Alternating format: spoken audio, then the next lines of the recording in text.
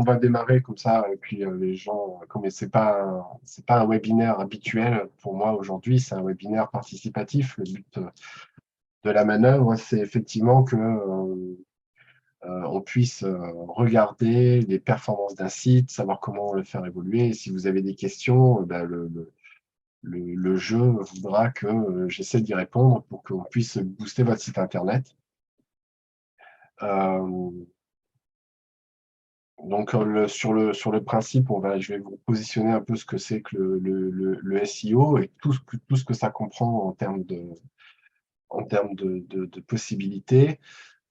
Quels sont les éléments à prendre en compte? Donc, ça, on regardera par rapport à un vrai site. Ce sera un cas concret. L'idée, c'est comment mettre une stratégie en place par rapport, pour faire justement du référencement. Et quels sont les outils à disposition? Ça, je vous donnerai quelques tips que j'utilise régulièrement pour pouvoir avoir les performances. Donc, je me présente, je suis Stéphane Delplanque, je gère la société Menestis Consulting depuis 6 ans. On est spécialisé dans la création de sites WordPress et dans le référencement naturel. Je suis également enseignant vacataire à Aix-en-Provence, à la fac de droit et de Sciences Po, où là, pareil, c'est un magistère. Donc, en fait, j'aide. Mon rôle est d'initier, on va dire, ces chers étudiants à toute la création d'un site internet et sur la partie référencement naturel aussi. Et je suis également formateur WordPress de temps en temps à mes heures perdues. Et je suis un vieux de la vieille, 23 ans d'expérience dans le métier. Donc, qu'est-ce que le SEO? Le SEO, ce n'est pas, alors souvent on dit le SEO, c'est les mots-clés, c'est du référencement uniquement basé sur du contenu. Oui, c'est vrai, mais pas que. Le SEO, donc forcément, il y a une partie mots-clés qu'on retrouve en bas sur la partie on-site, avec le choix des mots-clés, avec une structure HTML à respecter, une structure HN aussi à respecter, un maillage interne. Mais c'est aussi une partie expérience utilisateur avec de la vitesse, avec du temps de chargement, avec une architecture d'information pour faire comprendre à Google comment vous vous positionnez, sur quelle thématique. On a aussi une partie robot, donc ça c'est plus quand les robots de Google viennent visiter votre site internet, il faut que ce soit complet, qu'ils puissent retrouver les informations. Et on a une autre partie qui est un peu plus, on va dire, off-site, qui est en dehors, c'est-à-dire toute la partie backlink, c'est-à-dire les liens qui vont pointer sur votre site, les annuaires, voir de quelle manière vous pouvez être référencé et gagner du trafic. Donc, on va rentrer dans le vif du sujet. L'idée, effectivement, c'est voilà, de prendre l'un de vos sites et puis qu'on puisse regarder ça ensemble et voir de quelle manière, parce que vous avez tous la possibilité de parler, voir de quelle manière on peut effectivement, je peux vous aider, discuter autour de votre projet. Et l'idée, c'est de voir si les bonnes pratiques sont respectées et puis voir aussi quelles sont vos problématiques et si je vais essayer d'y répondre. Euh, donc, si quelqu'un veut que me donne l'URL de son site internet, je me ferai un plaisir de regarder tout ça. Et puis ça permettra effectivement peut-être de donner d'autres idées aux personnes qui sont présentes et voir de quelle manière les bonnes pratiques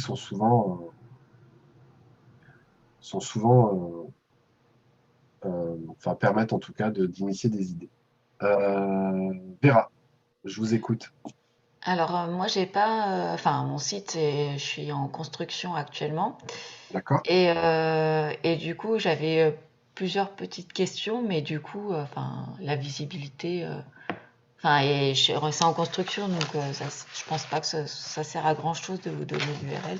Ah bah si, parce Oui, que en fait, la visibilité va émerger à partir du moment où votre site est bien construit. Donc, oui, si vous êtes en construction là maintenant, euh, Et ben, c'est peut-être même le moment de voir si, dans cette construction, si toutes les bonnes pratiques, on va dire, vous voyez, toute la partie on-site là, qui est en bas, donc le choix des mots-clés, la rédaction de contenu. Et après, il y a toute la partie aussi expérience utilisateur, voir si effectivement l'idée, c'est si tout est mis en œuvre pour que quand vous allez mettre en ligne, en tout cas, Google puisse comprendre Mhm. sur quoi vous vous positionnez. D'accord. Bah, du coup, je veux bien qu'on regarde. Allez, allons-y. Alors, Si vous pouvez me partager l'adresse dans le chat, par exemple. ouais. Votre activité, c'est quoi, Vera? C'est styliste graphiste et coach en images. D'accord. Alors, je mets dans questions-réponses. Oui, oui, oui, j'ai une vue là-dessus, donc il n'y a pas de souci.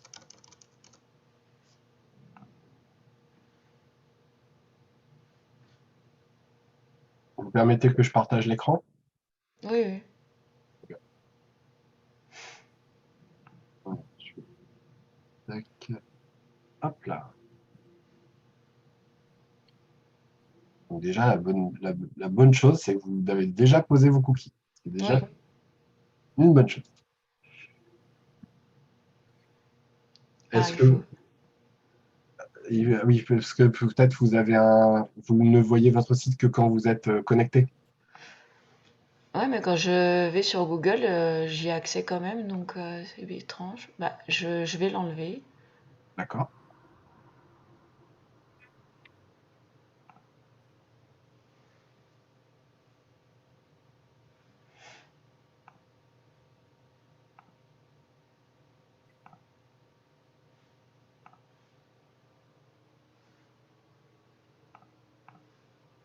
Normalement, ça devrait être bon.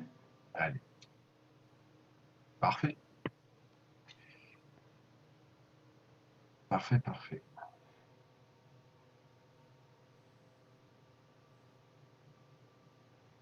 Donc là, j'ai pas encore fini Oui, je de vois. remplir. Après, sur la reste en dessous, oui.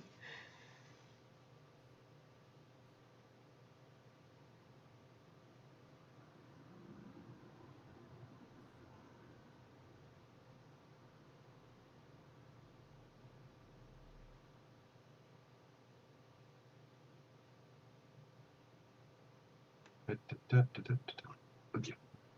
Donc sur le premier, ce qui est aussi, on va dire, ce qui est pertinent en tout cas, c'est effectivement, vous avez tout en haut, ça fait partie de l'expérience utilisateur, vous avez tout en haut ce qu'on appelle des appels à cliquer, hein. Donc Mhm. là, l'appel découverte, il est au bon endroit. Euh, il y a des petites choses peut-être dans le menu qui sont entre le i et la barre verticale de séparation qui pourrait être peut-être plus d'espace entre les choses pour que ce soit bien lisible. Mhm. Euh, Après, il va y avoir des menus déroulants, mais là, pour l'instant, j'en suis pas. J'étais sur la page d'accueil et qui suis-je? C'est ceux où j'ai travaillé dessus. d'accord. Et après, toute la configuration en interne, politique confidentialité, politique cookie, déjà, tout ça, ça prend énormément de temps. Je suis d'accord avec vous, effectivement. Et après, ouais, c'est pareil, je voulais, une fois que c'était fini, je voulais faire le côté responsive, mais je vois pas trop comment faire en fait. Alors, il faut ça. Alors, attendez. Déjà, on va regarder si on va faire on va prendre par étape. On va regarder déjà si votre structure en elle-même, ça respecte, on va dire, la nomenclature, c'est-à-dire que ce qu'on appelle le HN, ce que je vous montrais tout à l'heure, donc la partie, est-ce que ici, on a bien un titre 1, ce qui était exact. Ici, vous voyez, normalement, en fait, quand vous avez le titre là, ça serait bien effectivement qu'on puisse le retrouver dans votre valise de titres qui est tout en haut là. Mm. Euh, Bah, on retrouve les mots-clés, on mais on retrouve les les retrouve pas mots. dans le même sens. Voilà, c'est ça. Et il Euh, faut les avoir dans le même sens. votre objectif pour vous positionner, c'est qu'on puisse vous retrouver sur quel mot-clé, par exemple? Coach en image ou styliste? Ou les trois? Les trois. Alors les trois, c'est l'idéal, je vous l'accorde. Voilà. Voilà, on aimerait tous se positionner sur plein, plein, plein de mots-clés. Bah, en fait, sur la page d'accueil, j'aurais aimé les trois. Et après, je sais que sur les autres pages, justement, c'est pas. Enfin, par exemple, coach en image, c'est pour le coach en image. Mais ouais, c'est pas possible, du coup, sur la première page d'accueil, d'être positionné sur trois. Après, c'est vrai que quand on travaille comme ça, en général, on va choisir un mot-clé principal sur lequel on va faire comprendre à Google qu'il faut nous positionner sur tel ou tel mot-clé. Mm, C'est pour ça que, surtout quand on démarre, c'est-à-dire que quand Google va commencer à analyser votre site et va vous référencer, la plupart du temps, on se retrouve, ça c'est par expérience, les premières pages sur lesquelles il y a référence, c'est souvent la page mention légale ou la page contact, parce que c'est là où il y a de l'info. d'accord. Voilà. Et après vient la suite. Mais c'est vrai que, si vous voulez, il y a des mots-clés généralistes, et puis c'est vrai vous avez peut-être déjà tous entendu parler de mots-clés longue traîne. Mhm. C'est vrai que quand on cherche à se positionner sur des mots-clés généralistes comme ça, il y a souvent il y a souvent de la concurrence en face, hein, parce que les mots-clés comme styliste ou coach en image ou graphiste, ce sont des mots-clés qui sont euh, beaucoup utilisés. Donc il y a forcément beaucoup de recherches, mais il y a en face beaucoup de concurrence. Mhm. Donc l'idée, c'est effectivement, quand on se positionne comme ça, de savoir où on veut aller en termes de position et de se faire référencer sur ce mot-clé et peut-être même de rajouter une localisation par rapport à où vous êtes. Après, je me doute très bien que par rapport à votre métier, vous pouvez très bien euh, travailler partout dans le monde sans aucun problème. Mhm. Voilà.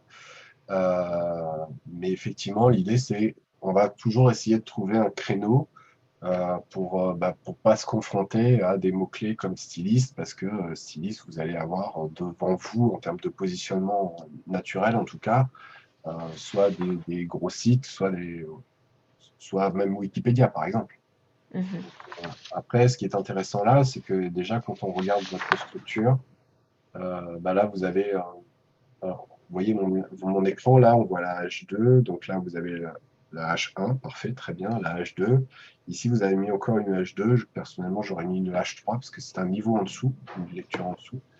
Et après, vous avez des paragraphes, donc tout va bien.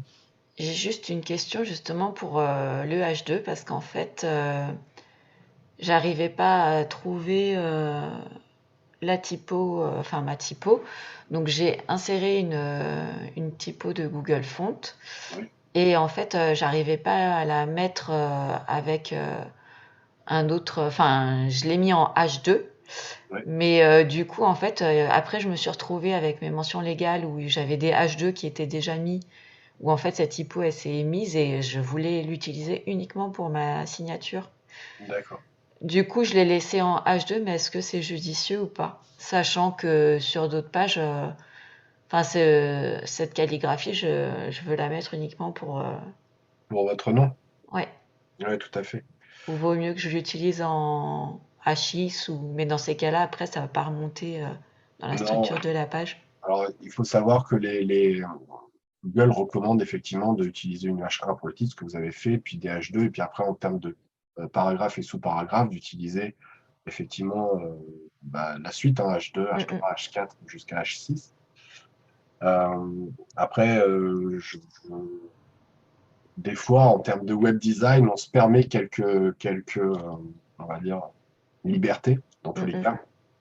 Ça n'aura pas, enfin, je veux dire, c'est pas ça qui va vous empêcher effectivement d'être référencé. Donc, par exemple, si dans Qui suis-je, c'est la page qui est juste derrière, si à la place du deuxième sous-titre, on va dire, j'ai un H3, il me semble que j'ai mis. Là, Du coup, c'est pas. Ah non, j'ai vous laissé. avez un H2, là, vous avez un H2, Ah là, bah, j'aurais mis un c'est. H1, par exemple. Ouais, C'est le titre de la page. ok. Et là, c'est H2 du coup. Ok, Là, c'est une H2, ouais, tout à fait. ça marche.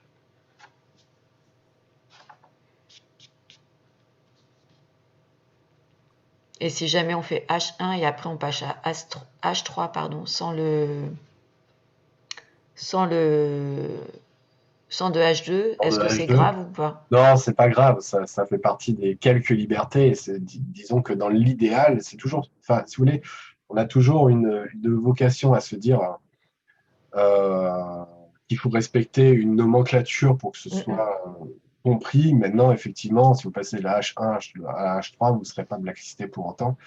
Euh, d'accord. voilà, Google a quand même cette intelligence, on va dire, de prendre le contenu et de l'analyser. Mm. Euh, voilà, c'est vrai que là, vous avez une structure, en tout cas en termes d'expérience utilisateur, où vous vous présentez très bien. Euh, Et du coup, par exemple, donc qui suis-je? Je mets H1, Vera Cardozo, je mets H2. ouais, La baseline coach en image styliste, je mets H3. tout à fait.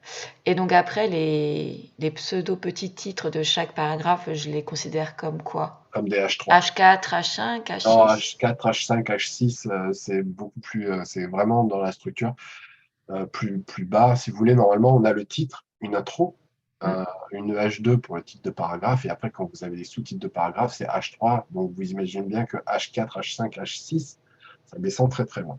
d'accord. Euh, Moi, j'aurais mis là, pour le coup, j'aurais mis, on est sur un sous-titre de paragraphe, j'aurais mis une H3. Donc H3 comme coach en image styliste Tout à graphiste. fait. Ouais, tout à fait. Voire même, peut-être l'idéal, plutôt que mettre une H3 là-dessus, ça serait de le faire passer en paragraphe. Pour les Voilà. titres des Ouais, paragraphes ou pour ouais, coach en image? pour coach en image. Parce que comme ça, c'est pas pris comme un titre, mais l'un ou l'autre, j'ai envie de vous dire, il y aura pas ou peu d'impact sur votre référencement. D'accord. Le fait que ce soit les mots-clés, ça va pas Bah, ce qui est privilégier. intéressant dans votre page, c'est pas forcément un titre qui va jouer sur votre référencement. Ce qui est intéressant dans les pages, là, c'est effectivement que vous avez mis les mots-clés les plus importants en gras. Mm, Donc, mm. vous mettez en exergue certains mots, donc ça, c'est plutôt intéressant. Euh, c'est vrai que la structure est intéressante. J'aurais personnellement rajouté une petite image Mhm. euh, pour, on va dire, pour égayer le bloc de texte, parce que on le sait tous, la plupart du temps, les gens ne lisent pas, euh, ne lisent pas ou peu les contenus, sauf s'ils sont vraiment intéressés. Et Mm, ça, vous mm. pouvez le voir après quand vous attaquez la partie analyse avec Google Analytics ou d'autres. Effectivement, on voit bien que les temps passés sur les pages sont relativement courts, sauf si effectivement c'est un article qui est recherché. Mm, mm. Donc voilà, par expérience, je sais que voilà, quand un internaute cherche quelque chose de très précis, il va lire son contenu. Maintenant, si c'est une découverte, il ne va pas passer son temps à regarder, mais plus à lire, mais plutôt à regarder les images. Mhm. Donc, voilà. Donc là, après, sur la structure, on est sur une H3. Là, c'est un lien. Une H3 aussi. Et donc ça Là, en H3 là, c'est bon? là, le H3 pour moi est sur cette partie coach en image de soi, styliste, graphique, tout ça. H3, oui. Mes prestations, j'aurais mis en H2. Ah, prestation en H2. Ah oui, parce que du coup, vous changez, on va dire, de bloc. Mhm. Donc, j'aurais mis une H2. Ah, donc en fait ça fonctionne plutôt par bloc? Bah, ça fonctionne par niveau c'est comme quelque chose, c'est comme un petit escalier, si vous voulez. C'est-à-dire qu'à partir du moment où vous changez de sujet, vous avez eu qui suis-je, là, vous avez votre présentation, et pour moi, la prestation est une sorte d'autre gros D'accord. paragraphe. Donc, j'aurais Ok. mis une H2 là-dessus. Et donc H3 pour les autres, les trois petites. Voilà. Ok. Et après, tac, tac. Ce que vous pourriez faire aussi, alors là, vous avez des références, je pense, de personnes avec qui, enfin, d'entreprises avec qui vous avez travaillé.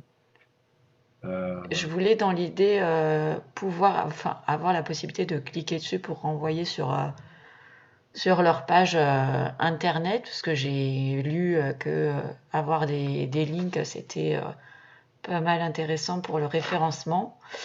Après, j'ai pas réussi. Parce qu'en fait, c'est un carrousel et j'ai pas la possibilité de. de mettre un lien dans le carrousel. Non. Ce qui En serait fait, je peux mettre un lien pour le carrousel en entier, mais pas pour chaque petite image. d'accord, ok. Ouais, ça c'est ça c'est parfois la partie technique qui est un peu limitante, on va dire. Euh, Ce qui pourrait être intéressant aussi, alors ce que j'ai pas vu sur votre page d'accueil, euh, c'est d'avoir si vous aviez des avis de clients Si, j'en ai satisfaits. mis en bas. Là, ah oui, voilà, témoignage, très bien, effectivement. Et en fait, quand on clique sur la photo, ça renvoie sur le lien de la fille pour qui j'ai travaillé. Pas D'accord. pour la deuxième, mais pour Ouais, oui, les extrémités. je vois effectivement, je vois les liens qui s'affichent, en effet. Donc ça, c'est parfait. Euh, tac.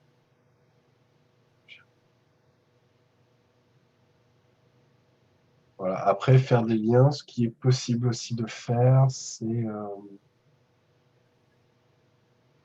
dans un second temps. Non, ça, j'ai pas renseigné du tout. Eh ben, renseigner. Ok. Non. Voilà, ce qui pourrait être intéressant aussi dans un second temps, c'est que vous puissiez mettre en place un blog Mm. ou des articles qui seraient directement en lien avec, on va dire, vos trois. Euh, Trois domaines d'expertise. ouais, tout à fait. Le stylisme, le coach en image et le graphisme. Parce que du coup, vous avez trois entrées, on Mm, va dire mm, ça comme ça. Et effectivement, si vous pouvez après mettre des liens dans la même thématique, c'est le maillage interne, hein, ce qu'on appelle ça, mm, mm. des liens vers des articles dans la même thématique, bah, du coup, ça va permettre comme ça à Google, enfin, lui faire comprendre en tout cas que vous avez une expertise dans la partie coach en image, dans la partie stylisme et dans la partie graphisme. Mhm. Et donc enfin dans l'onglet blog, il y aurait éventuellement donc je peux le séquencer en trois domaines Ouais, d'expertise. exactement. D'accord. Alors après, effectivement, dans la partie blog, vous regrouperez l'intégralité des articles. Mm, mm. Et c'est vrai que l'idée, si vous pouvez faire renvoyer dans vos pages de contenu, mettre des liens Mhm. vers ces articles, Mm. les évoquer, voilà, mais il y aura toujours un peu plus de pertinence sur les mots-clés. D'accord. Du coup, j'avais une petite question. C'était justement dans le choix des mots-clés, ce que j'ai fait un petit travail de fond un peu fastidieux sur Bursuggest. Ouais, Et du coup, en fait, il y a le chiffrage par rapport au nombre de vues, et il y a les résultats après de recherche Google qui sont encore différentes. Et après, il y a le niveau de difficulté SEO. oui. Et en fait, j'aimerais savoir dans, dans quel ordre en fait il faut prendre ces données. Alors, Par exemple, je dis n'importe quoi, mais là, style vestimentaire, ouais, j'ai 12 100, donc en nombre de recherches, j'imagine. ouais, Et en niveau de difficulté, je suis à 32. Donc 32, c'est plutôt pas mal parce qu'il est vert, parce qu'il y a vert ou à partir de d'accord, orange là. Donc je sais que orange, ça commence à être un peu plus compliqué et vert, c'est bon. C'est ce que j'ai cru comprendre. c'est ça, vous avez raison. Mais du coup, quand je vois qu'il y a 12 100, donc c'est quand même pas mal, Oui, avec un niveau de difficulté 32, je me dis que ça peut être intéressant. Mais après, par exemple, conseil en image, c'est 1900 pour 24. ouais. Et coach en image, c'est 480 pour 30. Donc, est-ce que, par exemple, je peux, là, sur la bannière d'accueil, enfin, sur la partie accueil, faire styliste, coach en image, graphiste. Donc, après, dans le texte, je parle de coach, etc., de styliste, de graphisme. Et dans la partie en haut, peut-être, au lieu de mettre coach en image, de mettre conseil en image. Ou est-ce que jouer sur plusieurs mots-clés, c'est pas bon? Alors, on peut toujours jouer sur plusieurs mots-clés, ça, c'est pas un souci. Mais effectivement, l'idée, c'est que quand on démarre comme ça un site, on se tient à ce qu'on a. Vous avez fait une analyse sur laquelle vous avez vous avez vu la volumétrie, on appelle ça comme ça, de recherche. Mm. Alors, les pages de résultats Google, effectivement, c'est toujours à prendre avec des pincettes maintenant, parce que c'est pas parce que vous allez avoir beaucoup de pages que forcément Oui, Vous avez, parce que du coup, quand en conseil en images, Bird Suggest me disait 1900 pour 24. oui, Et quand je regarde sur Google, en tapant conseil en images, il y a 398 millions de page. recherches. Oui, tout à fait. Et quand je suis dans coach en images, c'est 480 pour 30. Et là, du coup, je suis à 698 millions. Oui. Mais en fait, si vous voulez, c'est là, il faut faire un petit. Donc en fait, je pense les résultats recherche Google vaut mieux pas sans. Si on se tient à ça, si vous voulez, on fait jamais rien. Parce que Ouais. ça veut dire qu'il y a beaucoup de monde, effectivement, et il y a certainement beaucoup de pages qui traitent de tel ou tel sujet. Là, alors avec un outil moi que j'utilise qui est SEMrush pour toute la partie SEO. J'ai tapé style vestimentaire et je suis à peu près. Alors chacun a ses outils, chacun a ses résultats. Après, il faut pondérer les choses. Hein, Mm, voilà. Donc moi, pour style vestimentaire, je suis sur un volume de recherche par mois sur Google France à 8100 recherches par mois, avec une difficulté de 22%. mhm, Ce qui veut dire qu'effectivement, donc là, ce qui est intéressant, par exemple, si vous tapez style vestimentaire, c'est de regarder un peu qui vous allez avoir en termes de euh, concurrent direct. Alors, concurrent direct, c'est un bien grand mot, mais déjà, vous pouvez déjà regarder qui sont les 10 premiers qui ressortent sur la première page de Google. mm, mm. Et après, effectivement, vous aurez peut-être, soit si c'est des gros sites qui ont sur rue, j'ai envie de dire comme Wikipédia, bah, par exemple, ça sera toujours compliqué de passer devant, Mhm. parce qu'ils ont l'autorité qui fait que bah, ça a fonctionné. Et chaque outil, que ce soit SEMrush ou d'autres, donne à chaque site internet un score d'autorité. Ce score d'autorité, en gros, permet, c'est un score qui va dire à Google, ben voilà, celui-là, par rapport à ce site-là, par rapport à ce qu'il raconte, il a une certaine pertinence, donc il va en ressortir plus ou moins facilement. Donc c'est vrai que quand on démarre comme ça, bah, l'idée, c'est effectivement de regarder le volume de recherche, savoir s'il y a des gens qui recherchent ce mot-clé-là. Moi, ça arrive des fois où j'ai des clients qui veulent se positionner sur tel ou tel mot-clé et on se retrouve avec un volume de recherche de 190 requêtes par mois, ce qui n'est pas forcément évident ni beaucoup, mais au moins l'avantage, c'est que si on se positionne sur ce mot-clé-là, bah, on a de fortes chances de sortir sur la première page de Google. Donc moi, avec ce que je vois, avec un indice de difficulté de 22%, effectivement, un contenu pertinent, un article même sur le style vestimentaire, en disant qu'est-ce que le style vestimentaire, comment on choisit son style vestimentaire, voilà, donc à répondre à des questions, euh, vous aurez toujours, euh, vous aurez toujours du coup cette possibilité de vous positionner. Euh, En gros, il faut toujours penser que Google vous référence à partir du moment où vous répondez à une intention de recherche. Mm, C'est-à-dire mm. que bah, style vestimentaire, c'est relativement peut-être large, mais vous pouvez très bien appeler votre page style vestimentaire et répondre un peu comme vous l'avez fait dans votre contenu, parce que j'ai vu qu'il y avait des questions du style comment trouver son style vestimentaire, quel va être mon style vestimentaire, et puis donner comme ça toute une possibilité de définition qui va du coup plaire à Google et sur lesquels vous allez pouvoir vous référencer. D'accord, mais ça, du coup, c'est plutôt sur l'idée d'un blog parce Oui, que du coup, moi, mes onglets, je les avais. Bon, après, je peux encore les changer, mais et c'est après, là, c'était pour représenter justement l'activité. bien sûr, mais si vous voulez, c'est là où le maillage interne prend tout son sens, c'est-à-dire que vous Mm, pouvez forcément, bon, si vous voulez, alors je ne sais pas si on a des avocats parmi nous aujourd'hui, mais c'est vrai qu'il y a des choses comme ça où certaines thématiques où, par exemple, les avocats dans les sites internet, ils vont présenter leurs services, leur équipe, le cabinet, etc. Mais pour faire du référencement naturel, ils vont forcément mettre un blog derrière et des articles. mm, mm, Parce que c'est toujours un peu la même structure et c'est, on va dire, cette partie-là de blog, d'articles, de contenu qui va aider au référencement à promouvoir en tout cas les pages de base.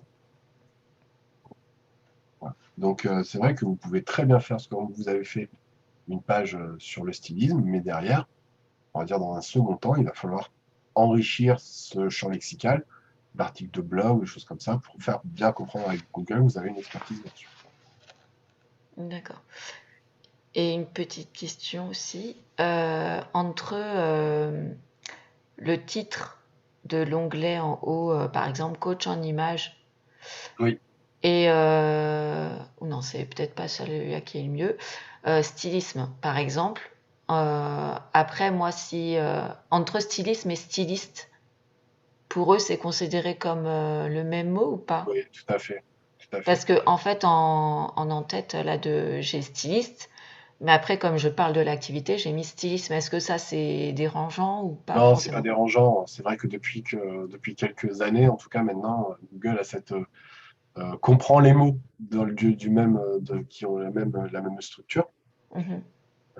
C'est vrai qu'à une certaine époque, le mot randonnée n'était pas le même mot que balade. Euh, mais c'est fini ça. D'accord. Heureusement. Bien, gros bien fait, on s'en fasse. C'est vrai que ça, il y avait comme ça, on devait. C'est pour ça que les contenus à une certaine époque étaient très redondants dans la manière d'écrire. Maintenant, on a plus de liberté et effectivement, on travaille plus sur le champ lexical. Mhm. On a des outils comme ça qui permettent de définir quel va être le champ lexical et de quoi on va parler. Prenez un outil qui est 1.fr par exemple, qui est 1 le chiffre.fr. Mhm. C'est un outil qui va vous permettre comme ça d'analyser sur un texte et du coup va vous permettre de voir l'intention qui est donnée à votre contenu, du moins comment il est appréhendé dans les mots-clés. D'accord. Donc, par exemple, au niveau de stylisme, enfin styliste ou stylisme, c'est en niveau de recherche, enfin de volume 9900 Ouais, pour un niveau de difficulté qui est assez élevé, 67 pour styliste et 60 pour stylisme. Mais du coup, après, j'ai styliste de mode ou stylisme de mode ouais, qui a un volume de recherche plus faible, 590, et un niveau à 52 ou 55. tout à fait. Parce Est-ce que, que c'est mieux de se positionner là-dessus du coup, bah oui, même s'il y a un volume de recherche moins... bah, en fait, c'est pas si vous voulez, c'est toute la difficulté le choix, et c'est ce que nous, on peut proposer effectivement quand on fait des audits comme ça, sémantique et concurrentielle, c'est quel choix de mots-clés on va définir. Parce qu'effectivement, vous le dites très justement, stylisme, c'est beaucoup de recherche, beaucoup de concurrence avec un niveau de difficulté élevé. Par Mm, contre, dès qu'on attaque la langue traîne, donc stylisme de mode, euh, vous aurez toujours plus de pertinence, moins de volume de recherche, mais quelqu'un qui cherche stylisme de mode ne cherche pas quelqu'un qui fait du stylisme pour une habitation, par mm, exemple. Vous mhm. voyez? Donc on est déjà alors effectivement, plus on rentre dans un mot-clé longue traîne, plus le volume de recherche baisse, ce qui est normal. Mais par contre, du coup, votre internaute, votre prospect, plus ça va être pertinent et plus il a de chances de vous trouver si vous vous positionnez sur ce mot-clé-là. D'accord. Par exemple, je peux vous donner un exemple concret. Si vous tapez basket, vous allez avoir une multitude de baskets. Maintenant, vous tapez basket pour femmes taille 40 en blanc, et ben forcément, vous allez tomber sur la paire de baskets qui vous correspond par rapport à votre requête. Et là, Mm, mm. les recherches sont beaucoup plus pertinentes et vous avez, on va dire, un potentiel d'achat qui est quand même plus facile D'accord. pour le site. Mais par exemple, du coup, si je pars sur style de mode ou même au lieu de graphiste, partir sur graphiste textile pour encore plus approfondir la chose, je vois après en titre, c'est enfin, c'est super long et c'est pas très joli. Voilà, si vous voulez, c'est tout le rapport qu'on peut avoir entre l'ergonomie, l'expérience utilisateur et le web design d'un site internet, sur Mm, lequel on va dire les choses, et les mots-clés, la manière dont on va appréhender Google. Par contre, rien ne mm, nous empêche, effectivement, de rentrer avec des mots-clés qui sont plutôt courts, parce que sinon, effectivement, vous allez avoir un menu à rallonge, et c'est mm, pas mm. joli, on est d'accord. Par contre, effectivement, quand vous allez rentrer dans le graphisme, vous pouvez très bien l'orienter euh, sur le graphisme de vêtements ou de mode, ou voilà, D'accord, donc c'est pas forcément sur l'onglet, ça n'a pas forcément l'incidence, mais donc plus dans la page. tout à fait. La page D'accord. et ce qu'on retrouve ici, du coup, votre balise de titre sur lesquelles, alors, pour, euh, pour info, hein, la balise de titre reste quand même le premier élément ainsi que votre métadescription marketing d'une recherche sur Google. D'accord. Je vous montre un exemple. On va prendre Google, on va faire basket blanche. Je reprends mon exemple, hein. Donc, au-delà de ici, vous avez toute la partie Google Ads, hein.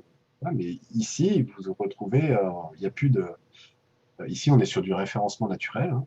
Mm, Et donc, votre titre, c'est celui-là. Quand vous mettez un titre d'onglet ici, là, c'est ce que vous retrouvez ici. Et votre mm, métadescription, c'est ce que vous avez en dessous.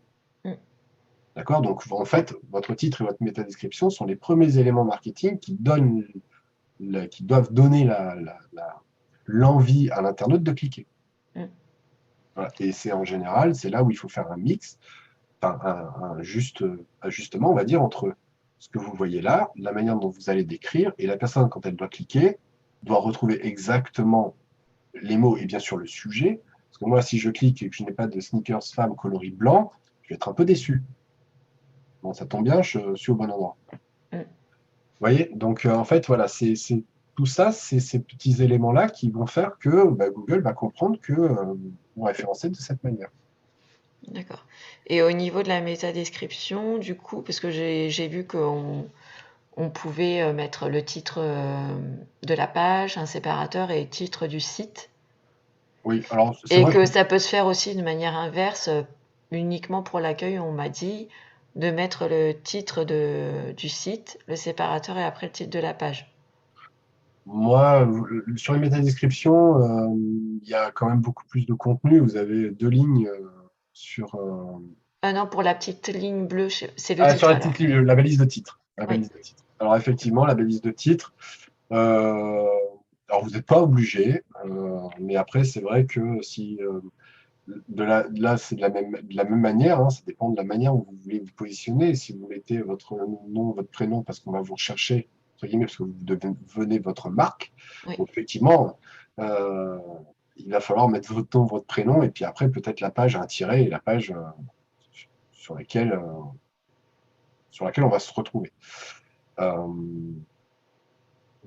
on va dire que moi, pour la page d'accueil, je mettrai, on va dire, votre nom et l'intégralité de la partie styliste, coach en image, graphiste. mhm, Euh, et derrière, en dessous, on met ta description, un contenu un peu plus qui donne envie de cliquer, quoi. mhm. Voilà. Bah, je suis partie déjà un peu dans ce sens-là. Et du coup, pour les autres pages, en fait, j'ai fait l'inverse. J'ai mis le titre, enfin, une brève accroche par rapport au stylisme ou au coach en image ou graphisme. Et j'ai fini à chaque fois avec le titre de mon site, donc qui est Vera Cardozo, qui fait remonter aussi dans les Votre recherches, marque. parce que du coup, je fais mon personal branding en même temps, quoi. Exactement, exactement. Mais c'est vrai qu'on essaie toujours de mettre dans un titre quelque chose qui donne envie d'aller cliquer. Mm. Voilà. Bah, par exemple, c'est vrai que Et donc l'idée, c'est dans la méta-description de retrouver ce qu'il y a dans le titre. tout à fait. Regardez. Moi, je reprends toujours un peu des exemples, hein. Voilà, c'est relativement, on va dire, light. Mais c'est vrai que Sneakers Femme coloris blanc, vous ne voyez pas ni Zalando, ni quoi que ce soit à côté. On a juste le titre de la page sur laquelle on va se retrouver. Et qu'est-ce qui fait que, par exemple, blanc, dans la méta-description et basket, c'est en gras? C'est quoi qui rentre ce paramètre? C'est Google dans des mots-clés qui fait que ça remonte? Oui, c'est vrai que D'accord. alors, on pourrait vérifier, hein. En fait, nous, ça, on n'a pas la main dessus. Parce que moi, Hmm, dans une méta-description, par exemple, j'ai remis Vera Cardozo qui était en titre, ouais, et le Vera Cardozo, il s'est mis en gras, d'accord. Bah, comme après, là, blanc, le ouais, ouais, tout à basket. fait. Bah, parce qu'il y a des relations par rapport à mes mots-clés. Parce qu'il les retrouve. Mais c'est vrai qu'après, dans tous les cas, une métadescription n'est jamais en HTML, Mm, mm. juste du texte, et après Google fait son job, quoi. D'accord. Donc c'est vrai que là-dessus, mais ça serait une question à pousser, mais Parce que c'est vrai qu'on peut toujours avoir de nouvelles techniques, de nouveaux. Parfois, on teste des choses. Et Ok, là, je pense que là, c'est plutôt une relation par rapport à mes mots-clés. d'accord. Donc, petite question là par rapport à la phrase titre. Ouais. Par exemple, si je mets comment trouver son style ou avoir son style vestimentaire, Vera Cardozo, et après ça renvoie sur coach en image par exemple, ouais, ou pas. Ou vaut mieux juste laisser sur les mots-clés coach en image. Euh, Vous voulez mettre des liens là-dedans? Enfin, sur le premier, c'est ça? J'ai tout compris. Non, non, c'est juste sur, par exemple, la métadescription. Oui, d'accord. Enfin, la phrase, La phrase pardon, au-dessous. le titre de coach en image, Ouais. de ma page coach en image, si par exemple je mets comment trouver son style, Vera Cardozo. Et après, comme ça, après en Mmh. métadescription, je mets quelque chose de peut-être un peu plus poussé en reprenant coach en image. Ouais. Mais du coup, en titre, si je mets juste cette petite phrase, ou vaut mieux rester sur le mot-clé coach en image. Non, vous pouvez mettre comment trouver son style, mais je rajouterai un petit pour préciser quel style. D'accord. Voilà. Ok. Et après, juste sur la nomination des images, Oui. parce que du coup, en fait, j'avais nommé déjà toutes mes images avec mes mots-clés, entre guillemets, parce que je l'avais fait avant toute cette recherche sur Ubersuggest, où mes mots-clés pour moi c'était styliste, conseil en images et graphiste. Ouais. Et du coup, en fait, j'ai nommé donc tous mes fichiers après avec ces mots-clés, mon nom et prénom puisque c'est mon site, et une description un peu visuelle du contenu de l'image. Très bien. Donc ça, c'est OK. C'est OK. Même si après ces mots-clés, enfin, il y a des mots-clés, comme on dit, à longue traîne, mais il y a quand même, parce que à quel moment Google il fait la différence entre styliste, styliste de mode, styliste mode, parce qu'en fait dans les Ouais, dans les mots comme ça avec les petits tirets, si vous voulez, on, c'est l'intégralité du site qui va permettre de définir, on va dire, le mot-clé et la thématique en général. Il ne va pas se concentrer sur une image ou sur. un instant ça sonne.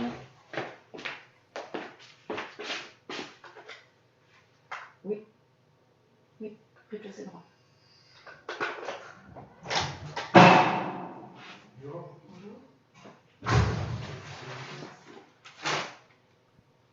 Le livreur de pizza. Ouais, merci à vous. Euh,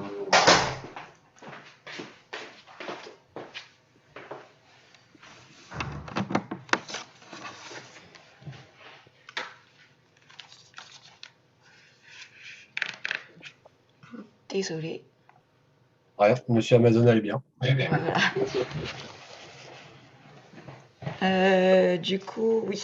Oui, les images, si vous voulez, c'est pas juste une image qui va faire le référencement. Ou, voilà, l'idée, c'est effectivement que c'est une intégralité qui va Oui, faire c'est une globalité.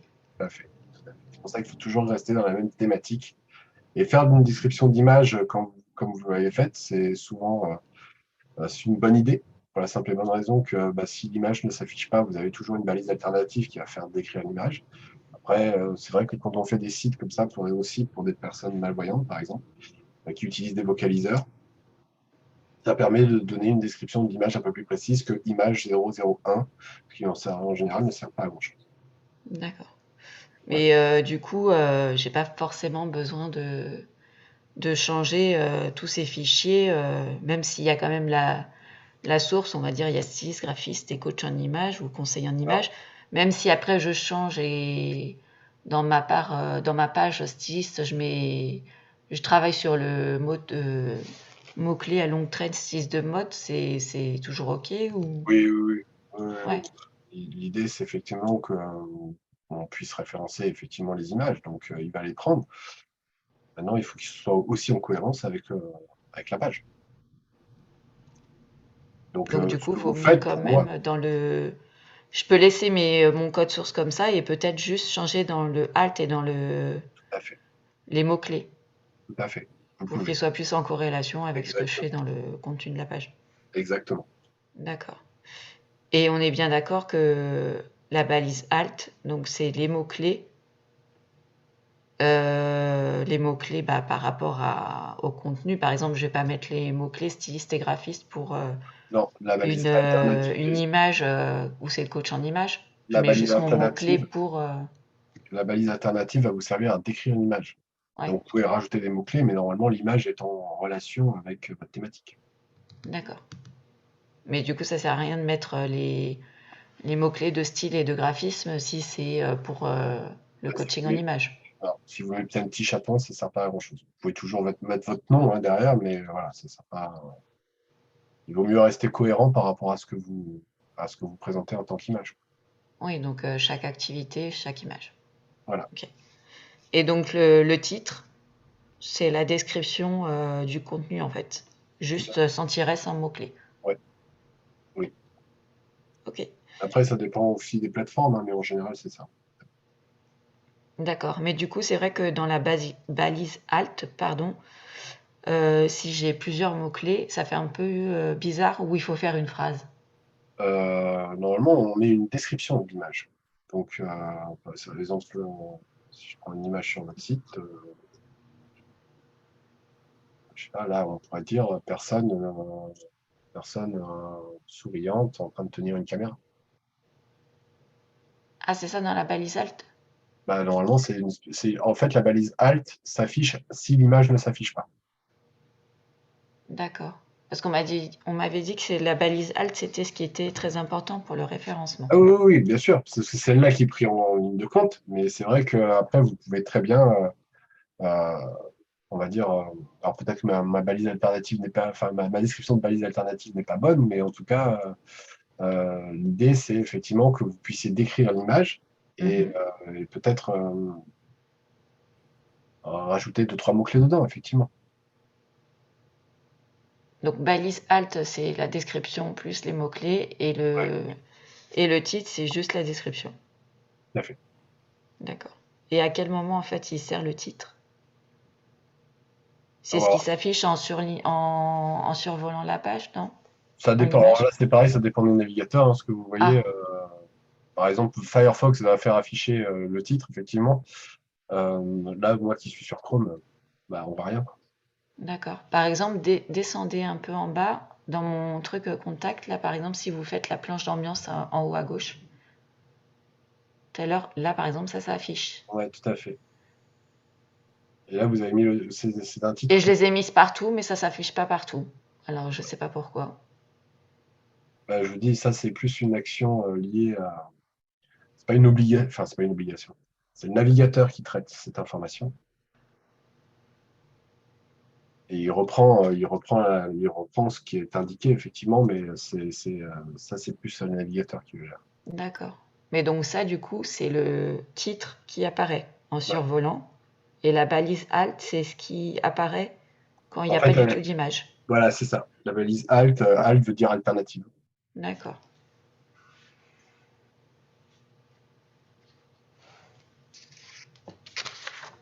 Si vous voulez bien, il y a Easy qui m'a demandé s'il pouvait passer juste derrière vous. Oui. Donc, Easy, si vous voulez bien activer votre micro et me donner votre site internet, je me ferai un plaisir. Bonjour. Bonjour. Alors, je suis stagiaire chez France Solaire. Je suis avec Lorenzo. Et c'est une nouvelle entreprise qui a ouvert en janvier. Et Ouais. ils font tout ce qui est voltaïque et tout. Et je vous passe leur site Oui, pour avoir au moins votre avis sur ce qu'on doit améliorer ou pas. Et puis, voilà. bah, allez-y, avec grand plaisir. J'ai une question D'accord. de Mathéo qui me dit pourquoi est-ce qu'une refonte de site web va impacter fortement le SEO d'un site? Faut-il bien essayer de garder la même arborescence et les mêmes infos dans les balises de titrage?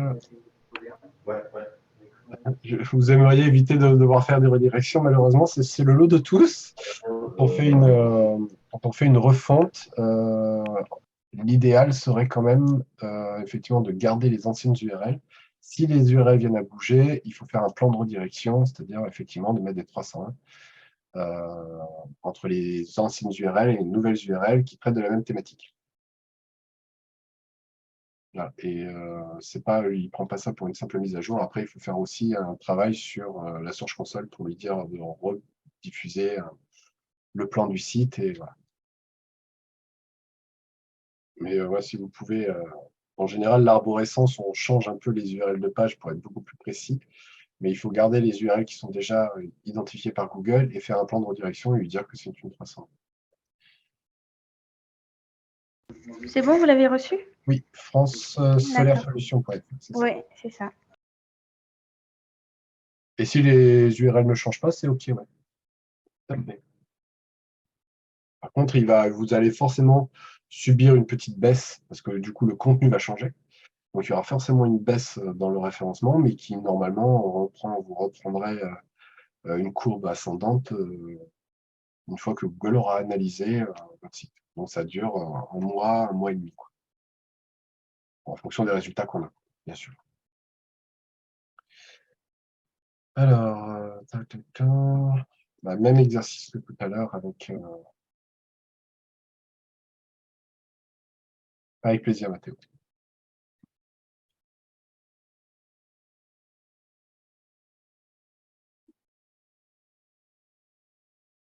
Alors, tout de suite, ce qui va là, même exercice que tout à l'heure, c'est que là, vous avez positionné une image. L'idéal, ce serait quand même de mettre un titre du contenu. D'accord. Parce que l'image, c'est effectivement, c'est parfois pratique, mais ça ne donne pas le titre de votre page. D'accord. Parce que là, effectivement, la H1 serait à propos. Donc, pour Google, la page que vous lui proposez là, c'est une page à propos. Alors que je ne pense pas que ce soit l'idée. Mais effectivement, ce que vous pouvez faire, par contre, c'est effectivement taper, parce que la typo utilisée, elle n'est pas forcément, compliquée. Donc, vous pourriez très bien mettre France Solaire Solutions en texte et utiliser le drapeau français en image. Ça, il n'y a pas forcément d'impact. Et là, même action. Hein. Là, pour moi, le titre ici doit être du contenu et pas une image. D'accord. Après, ce qui va être, vous allez construire des pages professionnelles, résidentielles, collectivités ou Je ne sais pas du tout, il ne m'a pas donné assez d'informations dessus. d'accord. Donc, je ne saurais pas trop vous répondre. L'idéal, ce serait effectivement d'avoir des pages de contenu un peu représentatives des services. C'est-à-dire mettre en arrière-plan, c'est ça? Non. C'est-à-dire mettre un lien, par exemple, en savoir plus et avoir une page professionnelle qui détaille l'accompagnement que vous pouvez donner pour les professionnels.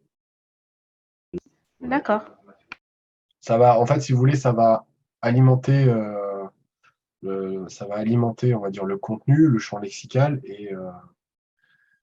et ça donne de la matière, quoi.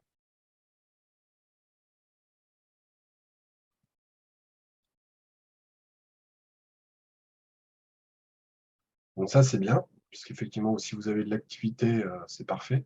Parce que du coup, ça fait un D'accord. voyage interne, donc ça, c'est parfait. Mhm. Le formulaire de contact en fin de page, oui. Il va me manquer, on va dire,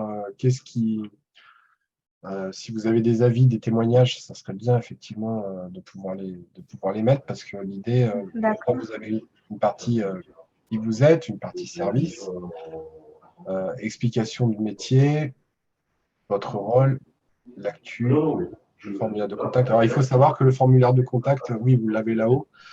Si vous avez des outils, effectivement, pour que ce soit un peu plus impactant, que le retrouver en fin de page d'accueil, parce que rares sont les fois où les internautes vont descendre aussi bas dans la page.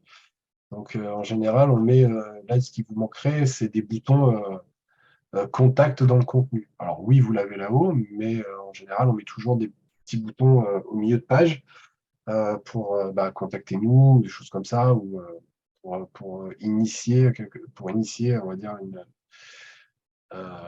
génération d'un lead ou quelque chose comme ça.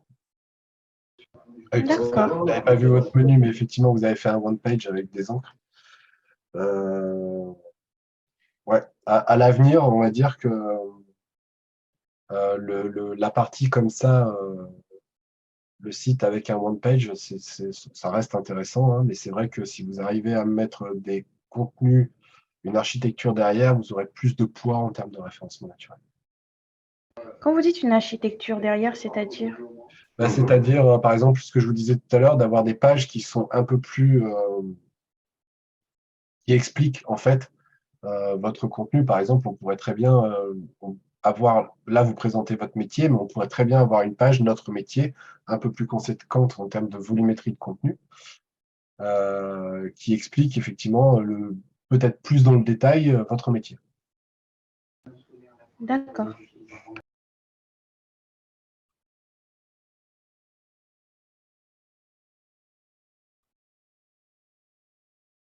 Un peu comme vous le faites sur la partie actualité, hein. La partie actualité renvoie sur un article. Euh, donc effectivement, sur le principe,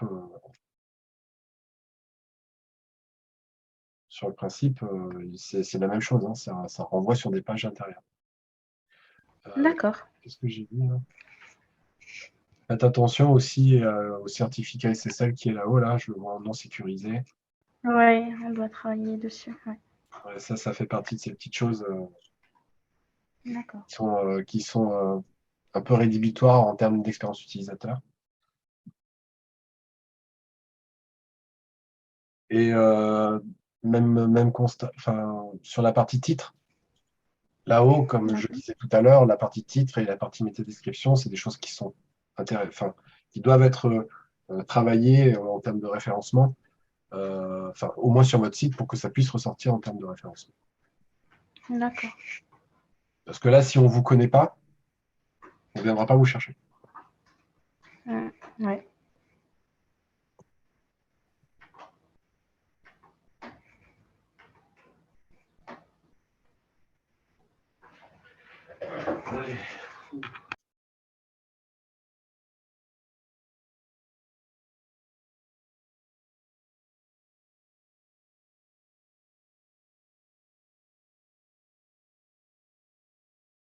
Est-ce que j'ai répondu à toutes vos questions? Oui, oui, c'était juste pour vous montrer l'ensemble et voir ce Ouais. que vous pouvez Bah, proposer à... enfin, pour moi, hein, ce qu'il faudrait, c'est vraiment enrichir un peu votre contenu. D'accord. Parce qu'effectivement, si vous voulez, on dit toujours que, enfin, on dit toujours, c'est peut-être moi qui dis toujours que la page, la home page d'un site internet, on va dire, c'est le sommaire de ce que vous allez trouver derrière. Et c'est vrai que si vous avez, pour moi, on va dire, un prospect qui cherche de l'information, eh ben, il faut pouvoir, on va dire, que visuellement, il puisse comprendre rapidement ce qu'il va trouver, les services, sans vous avoir à tout lire. Alors, souvent, beaucoup en mettre, mais il faut penser quand même qu'en face, l'internaute, voilà, il va pas forcément, il va aller piocher de l'information, savoir si ça correspond et peut-être euh, prendre contact avec vous, quoi. D'accord. Merci.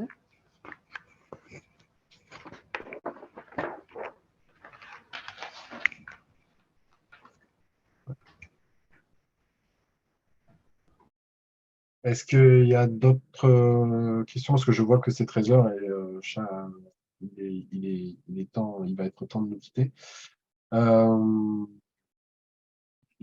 Si vous avez des questions, choses comme ça, par rapport, parce que vous avez participé au webinaire, bah, n'hésitez pas de me contacter sur mon LinkedIn, hein, et c'est avec plaisir que j'essaierai d'y répondre.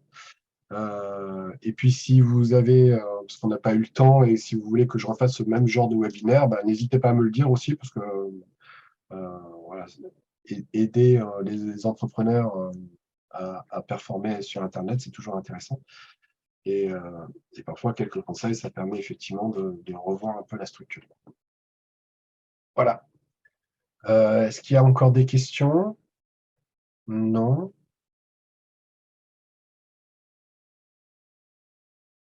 Bah, écoutez, je vous remercie. Je vais arrêter le partage. Je vous remercie en tout cas d'être resté jusqu'au bout. J'espère qu'en tout cas, ça aura pu donner des idées à chacun sur les bonnes pratiques de son site internet. Et puis j'espère qu'on pourra, voilà, si vous avez d'autres questions, bah, recommencer ce type de webinaire comme ça, parce que c'est participatif et je trouve ça vraiment très sympa. Eh bien, écoutez, je vous remercie tous. Bon appétit à vous, merci, et puis je vous dis à très bientôt. Au revoir. Merci beaucoup, au revoir. Avec plaisir. Au revoir. Merci, au revoir.